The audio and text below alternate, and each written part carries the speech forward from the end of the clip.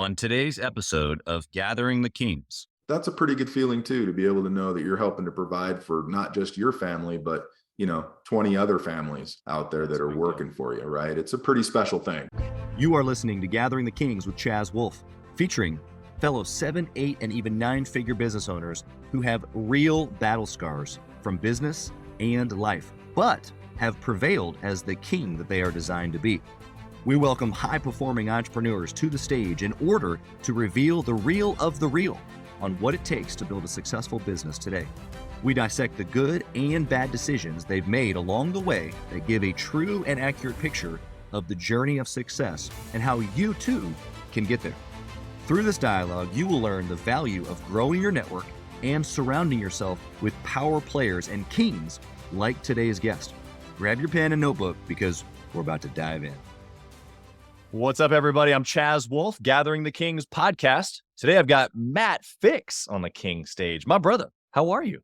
I'm great. And you? It's Monday, and I love Mondays. Mondays, we get to recharge and start all over again. At least for me, I always love getting started again. What about you? You like Mondays? Yeah, for sure. Mondays, I always say I look forward to Monday, but then there are pretty crazy days in my world on those Mondays. It seems like that's the busiest day of the week, right? Yeah. And then everything kind of tapers off there and through the end of the weekend. So, but it's a great day, and it's a lots of production happens, and it's good. So.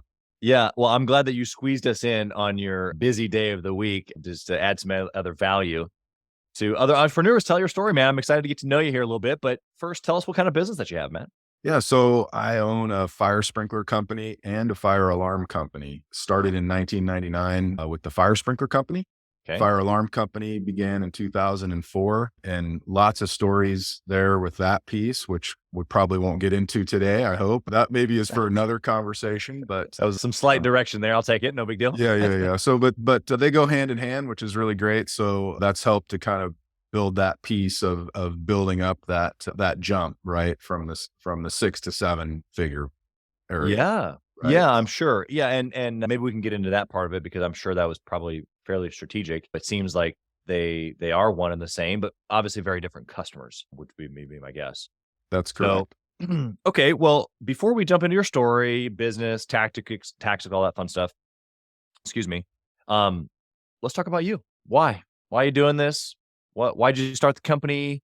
Why fire? What's the bigger picture? Like, give me the ins and the outs. All right. Well, so, growing up as a kid, I watched my dad. He was an entrepreneur. He owned service stations. Okay. So I was really lucky to work with him and kind of see how his journey went. Yeah. And it kind of inspired me. And as I was coming through and everything, I landed in I wanted to become a firefighter, and I tried really, really hard to get into that firefighting world. And it didn't work out for me as I thought it would. I went to a Firefighter One Academy, did a bunch of training, tested at a lot of different departments, and never found my way into that service. And so during that time period, I ran into the fire protection, fire sprinkler, which is contracting essentially. We installed lots of fire sprinklers in large apartments. I worked for a contractor out in California, kind of learned the trade. That's where I kind of got my love for it, and then felt a real sense of kind of doing the same thing, just a little bit different, right? Yeah. Protecting people and property and getting some really great satisfaction out of knowing that's going on, but not doing quite the firefighter thing. So it worked out really well. And so it's taken me on this 20 plus year journey to where I'm at right now, which is really great. So I'm hearing you say serve, protect, kind of like this greater hero mantra almost, but is that really what it is for you? Is that just a part of it? Like when you think now at this stage, because you've been doing it 20 years, you're ultra successful. Why do you keep doing it is maybe a better way to say it. Yeah. And I think the thing that drives me is that I feel a real sense of wanting to contribute to the community and help to grow specifically the trades. I feel a real draw to want to help people to learn those trades. There's a large gap out there of tradesmen. Not a lot of folks are jumping into this world, as it were, anymore. A lot of high schools aren't doing trade things necessarily anymore. There's no auto shops and things like that. Or if there are, they're a lot different than they were back in the day when I was going through them. So that hands-on piece I feel like is missing a lot. And so we run an apprenticeship program at Flow Fire Protection for all the guys that are coming in so that we can help to train them in the right way. And hopefully those guys can make that transition into this world, into some ownership potentially down the road, and be able to kind of take things over and move on in that regard. So that sense of just, again, feeling like I can contribute and help folks to learn and be excited about trades anymore. Yeah, there's several. You've got several mountains that you're conquering. I love it. What I'm picking up the majority of all that you're saying, all these different facets, it's really, what we talk about inside Gathering the King's Mastermind. It's this transition from warrior to king. I've said it several times here on the podcast as well, but it's like that moment when you start to think, I want to really serve the community, or I want to be able to change the industry of trades, or how people think about it. Like, all of those things are you positioning yourself to be an influence to more than just you, which is fine. It like, there's a period of time that we all go through in our business where we have to kind of just dial in just to us and build it. That's right. But eventually we get to this place where it's got to be more. It's got to be more. Right. That's right. And I mean, yeah, I've been in it for quite a while, 20 plus years. So I get a lot of junk mail, probably like a lot of other business owners do. That, Sure. Hey, you got an exit strategy? Or are you looking to get out? Those kinds of things. Right. And those pretty much find their way to the trash can at this point, because I'm still very highly motivated to stay involved with this and to kind of see it through, if you will. The other exciting part of the trade is, the other piece that I really enjoy is the technology piece and how things have changed for our industry, and some of the newer products that are coming on board that have been really exciting. And it's neat when you're in something long enough to start to see those changes. And I know I talk about that, and of course in the computer world and things change seemingly overnight. Whereas construction, the fire sprinkler is pretty much the same as it was back in the 1800s. We've improved a few things. It's essentially the same piece. It's a device that goes off with heat and puts water out, right? It sprays water. Yeah. It's kind of the same technology. So to see new things coming on board is really exciting too. And to be in the position starting way back when and coming into this new technology era is really fantastic in that regard as well. So I love that piece of it as well. I can imagine that brings a whole level of just interest, excitement, as long as you have an open mind. I think that this happens in every industry, right? Every decade or two or three, some major change, or in our case, usually technology at this point. But you can look back 50, 100 years, and the guys that didn't change or grow or change with the times, as they say, or develop the technology, which is what we call it now, but they just kind of eventually went away. And so I love that you have an open mind around technology in an old space. I think that there's a lot of industries that are being disrupted with technology, and it's the open-mindedness that will not only further that, but also allow for us to be successful inside of that. Would you add anything to that? Yeah, and definitely. And I think the thing about it as well is that in kind of, it's a tough thing to break the old into the new, right? And there's a lot of resistance sometimes. People are afraid of change, right? We all know, and there's some great resources out there to help understand that change and to help change people's minds to move into those different changes. And so, yeah, this new technology that comes on, it does have some resistance. It does have some older guys that have been in the trade for many years saying that's not really a sprinkler system and it doesn't work and this and that, when it's proven that it has. But that's, again, being able to bring new guys on board, put them through that apprenticeship program, and hopefully by them seeing myself get excited about these new things and be open to trying them. And let's face it, some things we try and we fail at, right? And they don't work out as well as we thought they would. Yeah. And some things that we try work out really well. So it's again, it's being a risk taker to a certain degree as well, right? Everybody in business knows that at one point or another, we're taking some risks, whether we like to think that or not. And it's about how big that risk is, all right? And how you manage that risk sometimes is how the outcome of it turns out. So, but this new technology piece that comes in, these guys, I really want them to open their eyes. And that's part of that changing that industry in that regard, right? So hopefully I'm a groundbreaker in that regard. I don't know.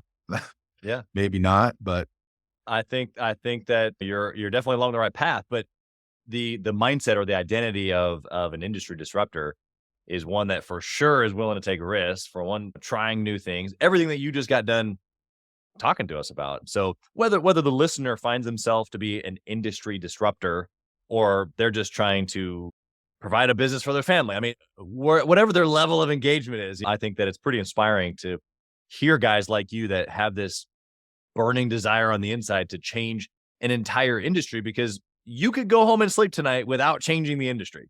It would be just fine. But somehow, some way, you've been created in a way to have this thing inside of you that wants to see change in that way. And so I think it's pretty special, pretty cool that you have it identified as well. I wanted to transition to your story. Like, how did you, like, you talked about being a firefighter and then got industry experience. Why did you start a business though? Why not just work for somebody else? Like, how did entrepreneurialism come into your life? Yeah. Well, that's again, I'll go back to dad and seeing his journey. Yeah. It really inspired me. And so when I moved here to Colorado and went to work for the company that I was working for at the time, they were a heating and plumbing operation. And so at one point they wanted to get back to their core roots, to just that plumbing and heating piece. Sure. And so the fire division, they decided that they wanted to move on from that. So here's my opportunity, right? I recognize that opportunity. We all I'm a firm believer that there's opportunities swinging around us every day. Seriously. And it's just whether or not we're in the right space to take that on, right? To see that opportunity. Sometimes we can't see those opportunities because maybe we've got a lot of other things happening, right? And things going on. We miss a lot of opportunities, right? Yeah. Every day. And so this is just one of those pieces where it all aligned. I recognized the opportunity and I thought, this is my chance to give it a shot.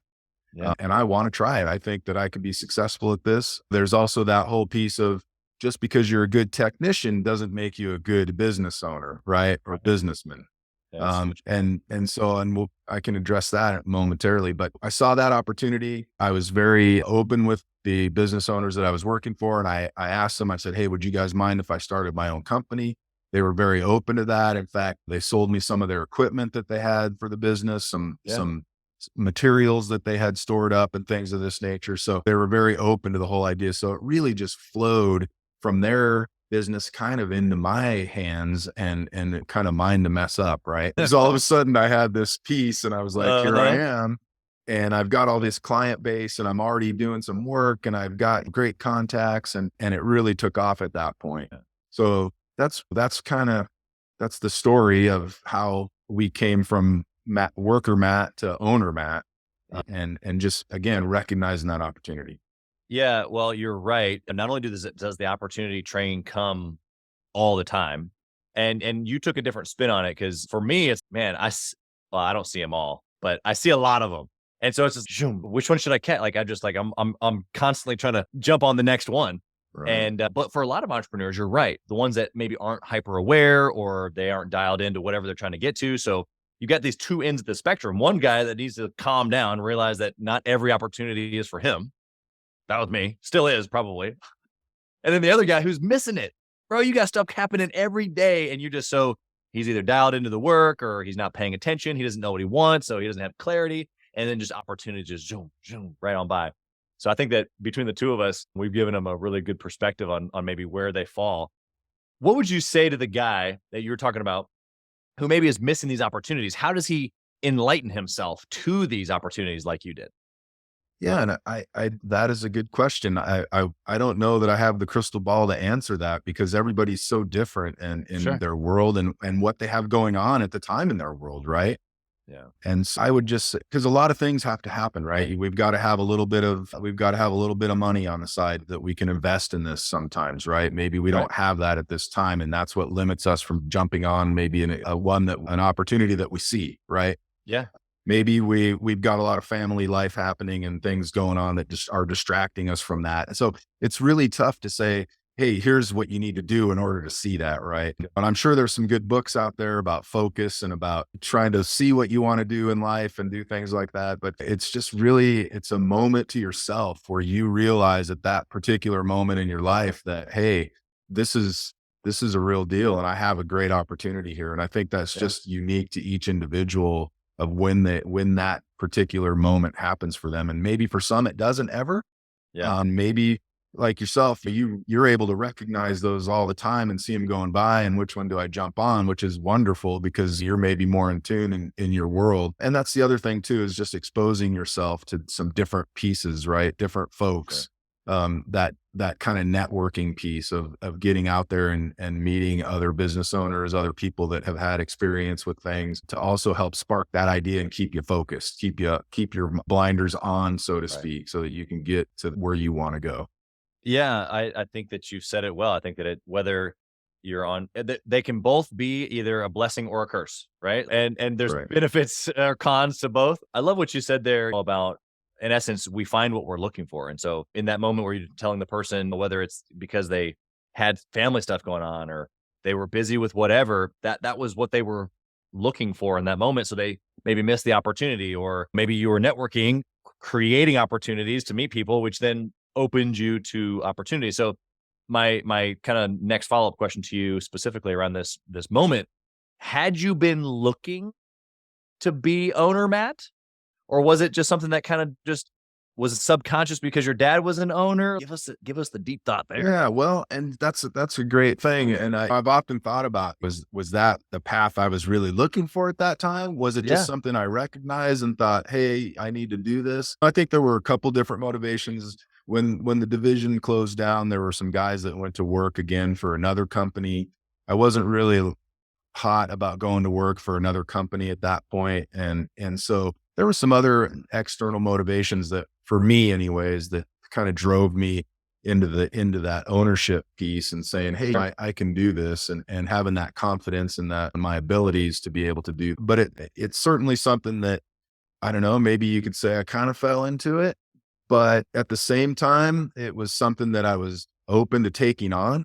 Right. So yeah, very interesting piece there. And I've often thought about that. Gosh, did I do the right things? I see some other folks, and they have some different things happening in their world that I don't know if they're better than what I've been able to build, or simpler, or I don't know, but you wonder if your vehicle is the right vehicle sometimes. I think that's right. So very honest. Me though, it's a decision that I made that I definitely feel as though I did the right thing for myself and my family, and it's provided for us. It's helped the community. Like I said, I look back at how many employees we've had over the years, and all the different folks that have been involved, and how they've been able to make a living from what I produce, right? What I've built, these guys are making a living. And that's a pretty good feeling too, to be able to know that you're helping to provide for not just your family, but 20 other families out there that are working for you, right? It's a pretty special thing. So that ownership piece, it's morphed over the years for sure. Yeah, for sure. And for sure. Okay, let's go into the weeds here, Matt. I want to know of a good decision that you made, specifically maybe early on before you hit the 7-figure mark, something that you did that you just repeat over and over again, something that we can learn, we can replicate. Yeah. So, I mean, I was thinking about good and bad decisions that I've made, and I'm thinking about some of the bad stuff real quick. And I can honestly say, I don't know that looking back, like, I don't feel like I've ever made a truly bad or poor decision that's ended in tragedy or something that was irreversible. I've made some decisions that are maybe questionable, or maybe I wish that I wouldn't have done, but I wouldn't call them bad decisions. They're just part of that learning curve of being an owner. Right. And so, but on the good decision side, I think one of the best things that I did was to invest in myself. Right. And invest in the company. And that was in 2008. I was encouraged by a contractor friend of mine to build my own building, own my own piece. And for me, that was a big transition. I had been renting in a space before, which gives you some legitimacy as a business. Right. And so now all of a sudden I've built this piece and I own it, and my company is in this building, and it's all of a sudden it really legitimate made the company real. And we had a space and a place, and not only that, we invested in the company. Right. And so now we have an asset, which is really big. Right. A lot of people build companies and they really don't have any assets. Right. They don't have anything to the company. Maybe they have a customer list that might be worth something. It may not be worth something. It depends on lots of factors there. Right. As far as whether people hang around if you get sold, or if they leave, those kinds of things. So So yeah, so having something tangible like that that you can feel, you can touch, you can walk into every day and be proud of is really important for a business, I feel, and real special. And yeah, I would that's probably one of the best decisions that I really ever made. For I love how you've connected it specifically to the trades. This would apply to any business, but specifically your love for the trades. And as I'm thinking of some of my clients that are in the trades or mastermind group members or just people that I know, friends. And you're right. There's this legitimacy or there's this authority that comes, even if the customer never knows that you have a building, your team knows. And the way that you operate out of that, it turns it from a guy in a truck to a business That's right. like that. And that it doesn't have to take that to do that. You can make that transition without the building for sure. But man, the building is a pretty strong king move when you think about these things that we do to build up not only ourselves, but our team and our business, the way the community sees us, the legitimacy of it, as you were saying, it just took it to a whole nother level in your own mind first. Yeah, exactly. And at that time, I didn't know it was going to be as risky as it was, but you know what happened in 2009, right? Yeah. But we all know about that. So building this brand new building just about a year before, and then moving in and having that crash happen, it was touch and go. It was a little dicey. I took the risk and now I got to pay the piper. Yeah. So we were lucky enough to make it through that, obviously, and pretty well. But it was scary. And so that's the other thing that I would encourage other entrepreneurs. Don't be afraid of those. You're going to have to take some risks, and you may fail, and you probably will fail at some point, but you got to stay on top of it and keep moving forward all the time. Just keep that dream going, and eventually it's going to come. So just like for me, the building, getting encouraged and to take that risk and to jump. I equated a lot of times like jumping across a stream, right? You jump rock to rock, right? But pretty soon you get out there and that other rock looks pretty far away. And do you make that jump? You don't want to fall in, but you got to make that jump to get across the stream. And so it can be risky sometimes. You just have to be open to that. Hey, kings and queens, Chaz Wolfe. I want to talk to you about something that's super important to me. We put a lot of time and effort, we meaning myself and my team, into this podcast, into the content that goes out every single day. And if you have been getting any sort of value or insight from this, we want it to be able to reach other business owners too. So we would love if you would like, comment, share, leave a review, post, share again, all of the things on social media, on all the different platforms, or even on the podcast mediums of Apple and Spotify. We would love to be able to get our content into more hands, more entrepreneurs, so they can grow their business as quick as possible. Together, we are building a community of like-minded entrepreneurs who are committed to growing their businesses to new heights. So let's do this. Let's help each other. Let's help each other grow. 100%. I think that's such a great analogy too, because we've all crossed the stream. We know exactly what that feels like. Some rocks are dry, some rocks are a little slippery, some stick out a bunch, some are a little wobbly. There's all these words or pictures that we can paint, and it's like, man, you're so right. It's not a clear path. It doesn't just necessarily mean we take 3 steps and we're over. For each person, it looks a little different. The strategy might be a little different. The time of year when the stream's flowing might be different. Like there's just so many factors, but the encouragement behind there is what I want the listener to really take away from. Is that there's going to be risks. There's going to be things that we press into, like building a building in 2008. And as soon as you said that, I hadn't said it yet as far as what happened after that, but I was thinking, wow, what a time. Yeah. And someone might be thinking that right now. They might be thinking literally, they're listening right now. They just built a building. And here we are, end of 2022, about to go into 2023. Recession is all over the whiteboard. And they're going, how do I deal with this? And really the dealing. Of course, there's tactical things you got to do to keep on it, like you said, but it's the mindset that you gave us of you just got to keep going. Because now, I bet now, looking back 12, 14 years ago at that decision, I'm sure that not only has that added to your confidence in your team, but to your net worth. No, absolutely. Without a doubt. Yeah. I mean, again, stock market's great, but real estate is real, right? Like it's not a computer screen with a bunch of numbers on it. You can go there, you can sit on it. Like I was saying earlier, you can go touch it, feel it, walk into it every day, be proud of it. So highly recommend that piece if that's the path that folks are taking or looking at. It's don't hesitate to jump on that and get it done. Yeah. Buy that piece of property, buy that space, get yourself established, it'll pay for itself 10 times over. Yeah, that's good stuff. Now, I know you deflected a little bit on the bad decision. You said that you've rolled them into learning opportunities. And so I agree with you 100%. The mindset is spot on. I love it. I want you to give me an example though. One of those decisions where you're like, maybe it didn't work out so good. Give us the nitty-gritty of it. What happened? Oh man. Yeah, it's funny. I mean, again, it's so hard for me to go back and think about where I've maybe made a poor decision. I guess we all surround ourselves in business, hopefully, with people. I'm not an expert at, say, insurance. I'm not an expert in taxes. So we hire these professionals to help us to be successful sometimes, right? And we got to be able to understand that that's just a cost. That's a cost of doing business, right? That's right. We all have to do that. So I've been really lucky to surround myself with a lot of good folks. And so I had a friend one time in the insurance industry, nice guy. And I got talked to moving from an insurance guy that I was with who was taking really good care of us for a better deal, less premium, and trying to think about the company and do the right things and save money where we can and so on. And so we moved. I decided to make the decision to move to a different company. And so it did not work out very well at all. There was lots of coverages that were missing for my industry, things of this nature that weren't disclosed to me when we signed the dotted line. It was just a real mess. So needless to say, we ended up going back to the insurance guy that we had been with previous, kind of licking our wounds and saying, sorry, please take us back because I made this mistake. So I think that's probably one of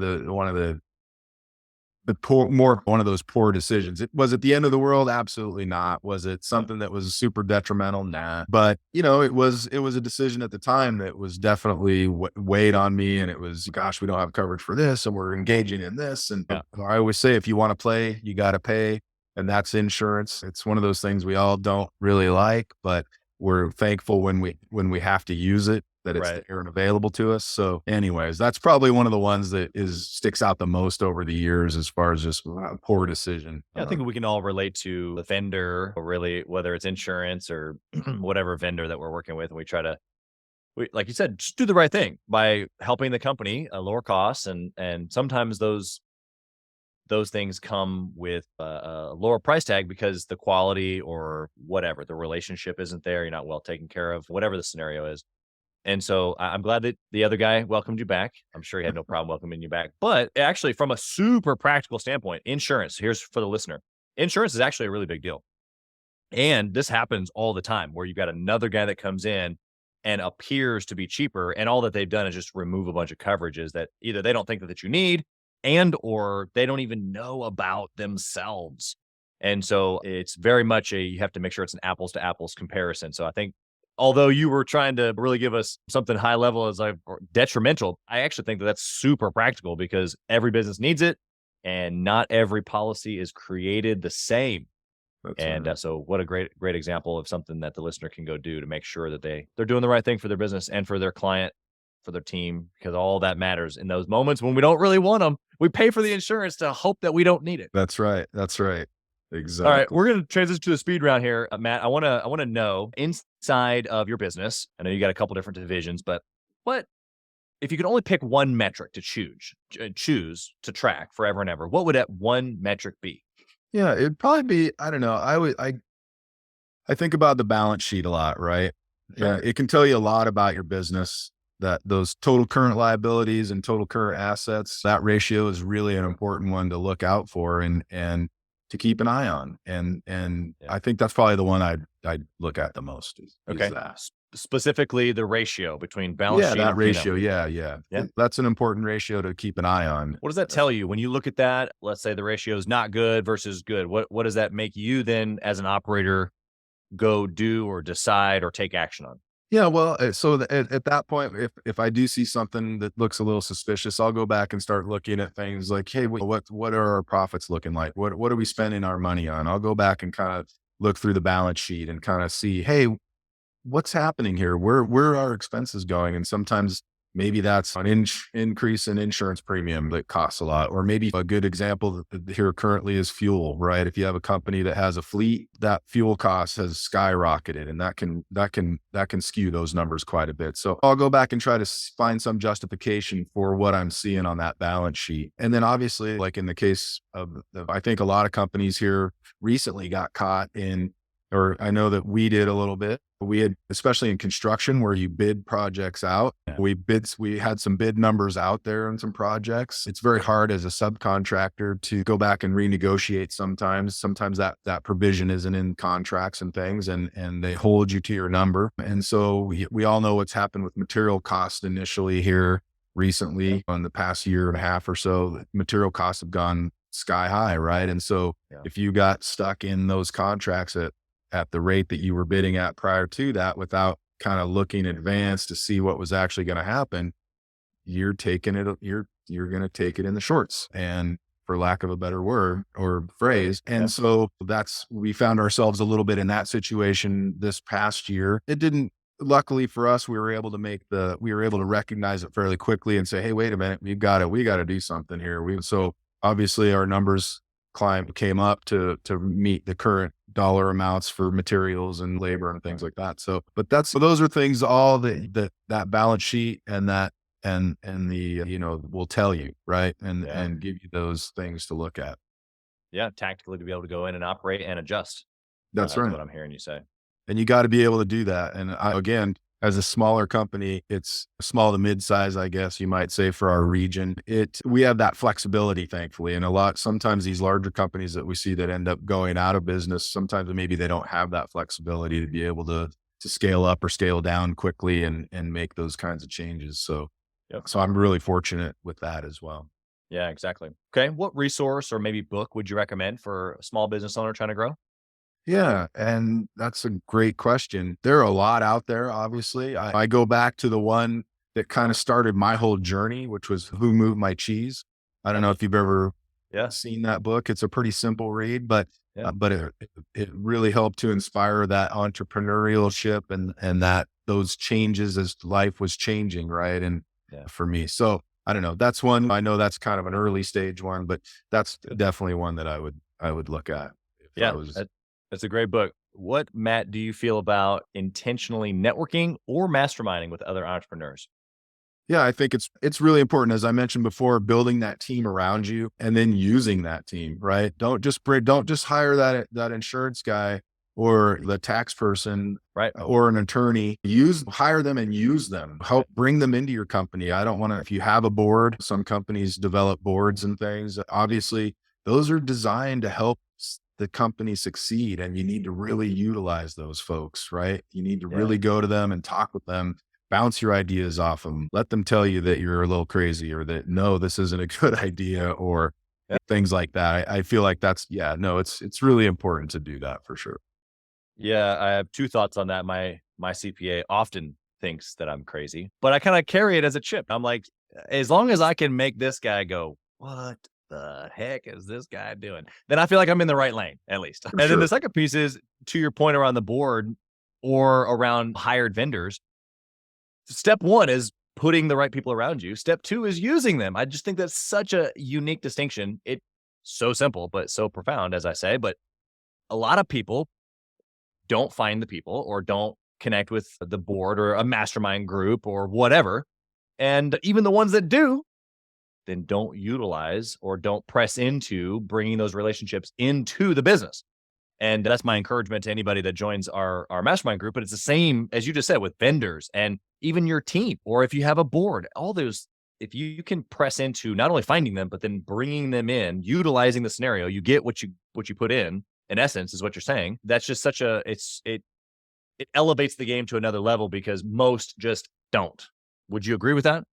Yeah, I think so. I think a lot of guys, like you said, will bring somebody on board, but then maybe not think about calling them to ask them the question, right? Those kinds of things. And early on, I had a lot of great guidance from some general contractors that I was working with. I became very close with several of the general contractors, and it was always, I could always call them up and say, hey, what do you think about this? Or I'm thinking about doing this, and what are your thoughts on that? And just get their take. And then I can develop my own ideas and and process based on their responses. You don't necessarily have to do exactly what they say, because maybe that's not going to work for you, but certainly taking those pieces, putting them together in the puzzle, and then adding and then finding your puzzle piece to drop in there creates it. Right. And I think that's just, I think it is genius. It's the way to go. It's the way to go. Well, you've heard it here, folks. Matt says that if you want to be a genius, you surround yourself with high quality individuals and you utilize them. I appreciate that. That's right. All right, Matt. Nice. Yeah, exactly. It's a utilization, which is okay. Like now we're just talking about principle, right? It's the same thing when you go to a conference, same thing when you read a book. It's the same thing. If you just do the one thing without putting it into action or utilizing it, what did you even do it for? Right. That's exactly right. We're really talking about a pretty core belief, actually, of action taking and why did you even go to begin with to the whatever, or why did you have this relationship? And so the utilization of it it's the hard work, right? It's just like when you think about any relationship, think about marriage. Like the easy part was putting a ring on it and doing the wedding. That's right. It's all the things that we do afterwards that then build out whatever it is that we're working on. Yeah. And it's the same core principle that are associated with all and this. I think we're probably all guilty of it too, Chaz, 100%. of not doing that. Right. Here's the tough thing as a business owner too, is over the years, sometimes I have some great ideas for the business or what have you. And I have a staff, right? And sometimes I'll throw an idea out there hoping that maybe one of those staff members picks it up and runs with it. Right. But and I've been bit many times like this because I've done this, throwing these ideas out. And because as a business owner, you're busy, you've got a lot of different hats you're wearing, you're doing all kinds of different stuff, and you might not necessarily have time to go and do those things. Right. So you toss that out there in hopes that someone picks it up and runs with it. But then what comes back to bite you is the fact that, well, yeah, Matt said he was going to do this, but it didn't happen. Right. And they've missed it completely. Right. Yeah. They missed that. We were talking earlier about opportunities and things coming across the board. You're kind of planting that opportunity out there for someone to run with. But unfortunately, they weren't in that listening state to actually pick it up and run with it. So now because it didn't happen, it falls back to you as your fault. And so sometimes things have happened like that for me anyways. Totally. Yeah. Well, especially as visionaries, as idea factories, at least I'm an idea factory. They just come all the time.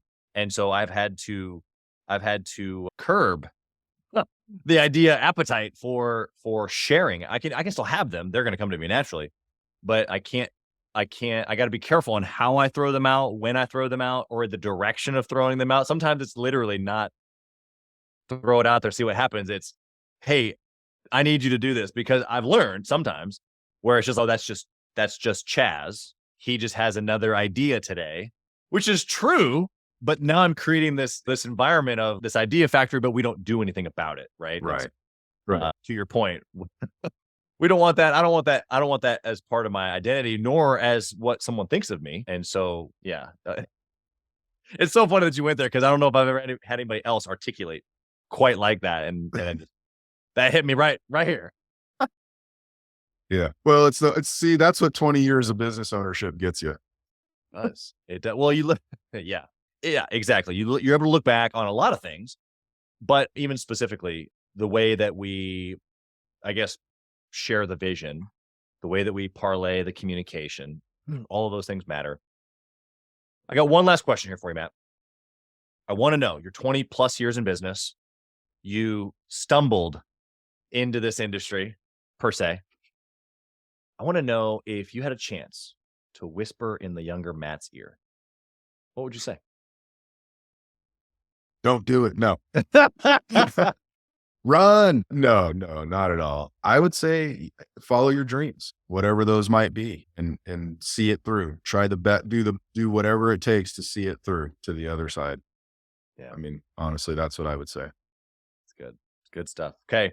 Matt, how can the listener find you? Maybe they're in Fort Collins and they need to connect with you via your services, or they just want to connect with you as an entrepreneur or pick your brain. How can they find you? Sure. The website's a great way to look us up and get our address and things and phone numbers and contact information. And that's wflow-fire.com is where they can reach me there. And we're on Instagram, Flow Fire Protection Inc. They could reach out to us there as well. So perfect. We'll put them in the show notes. That way they can easily connect with you. You have been not only inspirational, but this was a joy. You made me laugh quite a bit today. I laugh. I like joy, but man, you had me rolling today. So I really appreciate you. I appreciate you sharing too, man, just from your vulnerable perspective of your story. I think that the listener, if they were paying attention today, they got plenty. And we just wish you absolutely nothing but success and blessing on your family and your business and all your things that you have your hands into. Yeah, well, thank you very much. I appreciate being on the show. Thank you. Thanks for being here. Thank you for listening to Gathering the Kings today. I hope that you were able to pull out a few nuggets to go apply into your business right away. More importantly, though, I hope that you're realizing that it takes more to be successful than just being by yourself, doing it all on your own, carrying the weight all by yourself. What I have realized, not only in my own journey from multiple businesses and multiple different industries, and now interviewing over 200 or 300 other very successful 7, 8, and 9-figure business owners, is that it's tough to do it alone. And so Gathering the Kings exists to bring together successful entrepreneurs. In fact, we are putting together 1,000 kings, specifically who are grateful but not done. We're intentionally assembling kings who fight tooth and nail for their business, family, and communities. And here's what we believe, that in the pursuit of excellence in those areas, that it ignites within us the responsibility to govern power and forge a lasting legacy. So if that relates and resonates with you, and you know that you need people around you, sharp, qualified, other very successful business owners, I want you to go to gatheringthekings.com. I want you to take a look at what we're doing and see if it makes sense for you to be part of our pursuit to 1,000 kings. Talk soon.